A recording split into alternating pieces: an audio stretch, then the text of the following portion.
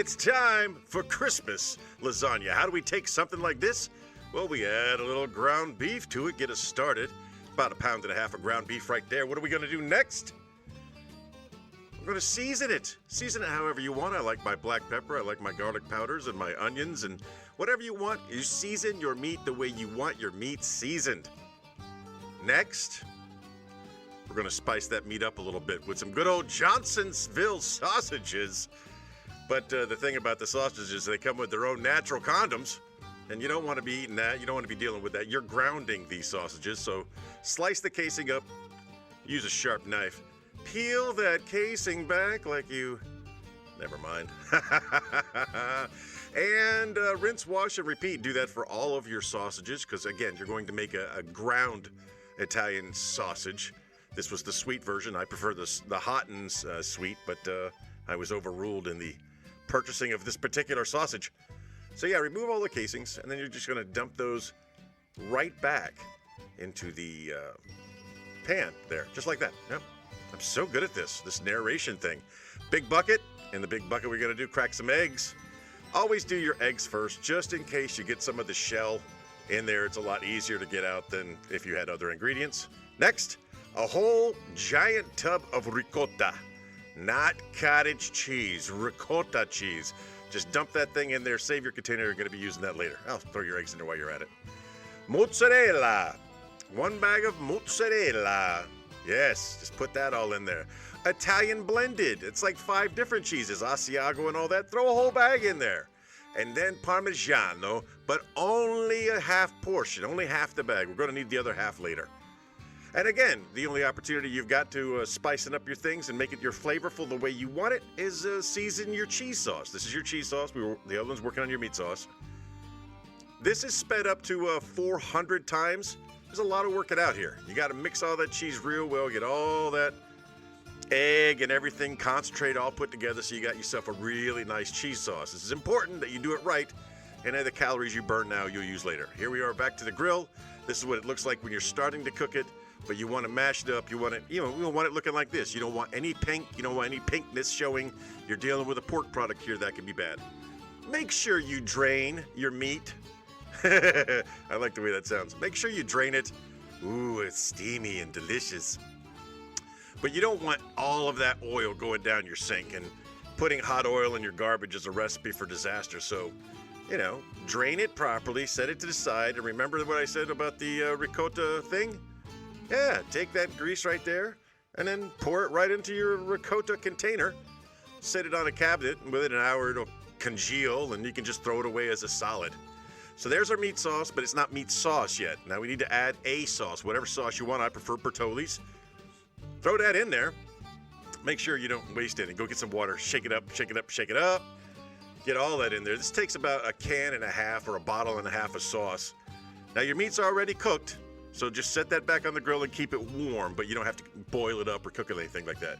Get your bacon pan ready. Put a layer of sauce on the bottom of your bacon pan. Again, doesn't matter what sauce. The cheapest, the best. It's just sauce. It's just a lubricant right now. And start layering your lasagna. 1, 2, 3. This is a 15-layer lasagna. See if you can keep up as we go. And then that's counting the lasagna noodles themselves as a layer, which they are.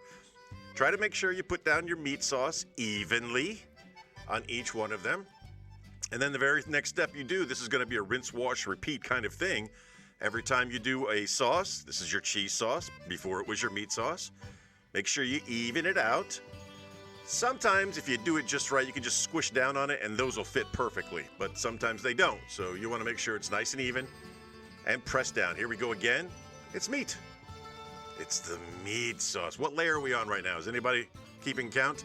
On this one, I did a little something extra. I put some thick pepperoni in per slice. I missed the count. Don't worry about that. There was a large piece of pepper. That was a large piece of sausage that didn't get ground down. It needed to be removed. There should have been 3 thick pepperonis per slice there, but I only did 2. Doesn't matter. Still came out great. Another layer of cheese sauce.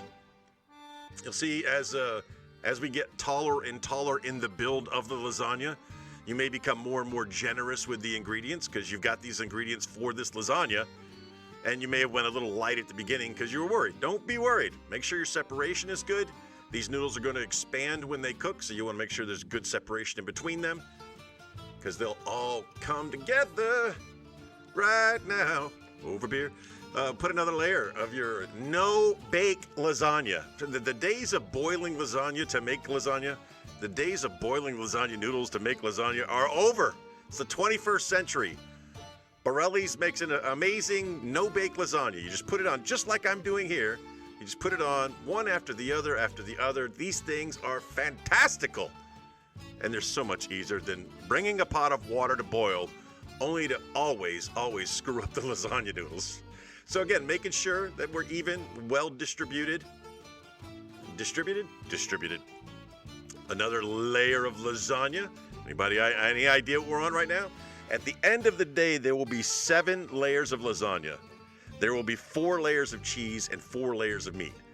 Now this is our 4th layer of meat right here. You're taking all of your meat sauce and you're filling in the crevices. You made this meat sauce for your lasagna. If it's not inside a piece of lasagna, it's still delicious and still edible. You're not wasting this. Plus, it helps blend with the noodles. Again, basic ragu. It's tomato sauce is what it is. The flavoring is what you put in. Spread it out nice and even. But we're not done yet.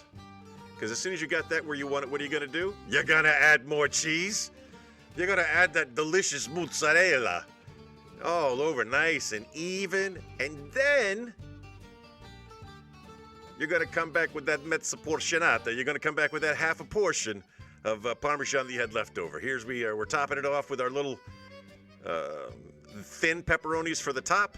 I realized my math mistake earlier. Each one of those pepperonis represents 1 serving slice.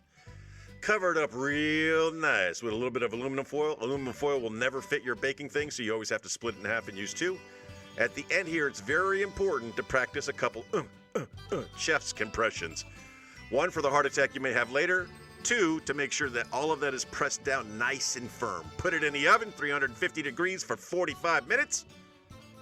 Take it out of the oven.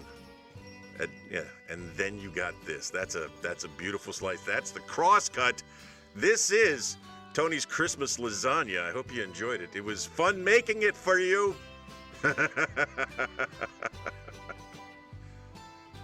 Lunsby.